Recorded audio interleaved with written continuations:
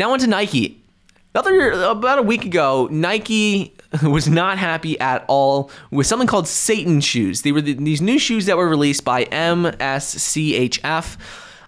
They were done in partnership with Lil Nas X, and they released shoes called Satan shoes. They sold about 1,000 pairs of them, and what happened is they were essentially older Nikes that were customized. And the problem is they said they were, allegedly said to have 1 drop of human blood in them. And Nike did not like that at all. So even though these were like older Nike shoes that were customized, a lot of people were still assuming that Nike had approved this project. Nike was connected with it because it was Nike, they were Nike Jordans.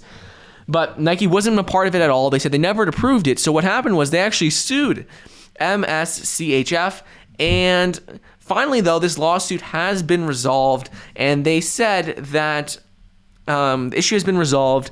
They didn't discuss any of the terms of the deal. But apparently, they let people now return their shoes if they want to. They're for $1,018 per pair. For a full refund. I don't think anyone's really going to return them because now on aftermarket, these things are going to sell for way more because of all this drama that's gone on. So I don't think anyone's going to resell them.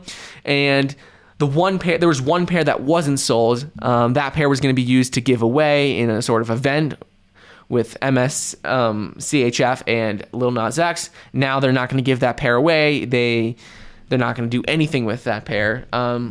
So they said they did reach an agreement. We don't know exactly what the terms of it were, but they said essentially MSCHF, their attorney, said that they were pleased with what happened anyways.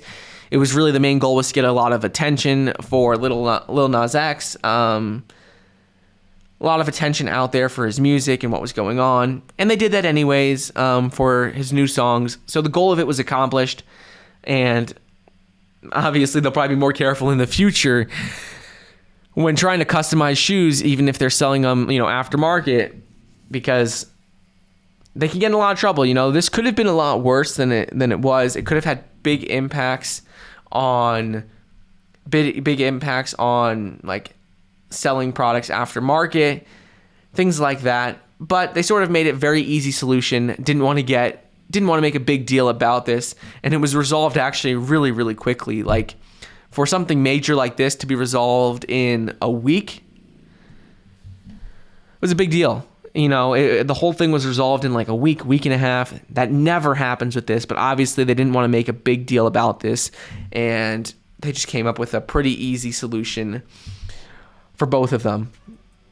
So we'll see how this happens, but it could have had big impacts on how the court would have treated upcycled, heavily modified designer products and things like that. But they kept it just easy, simple, got a deal done. We don't know the terms of it, but both parties seem to be fairly happy with the results of it.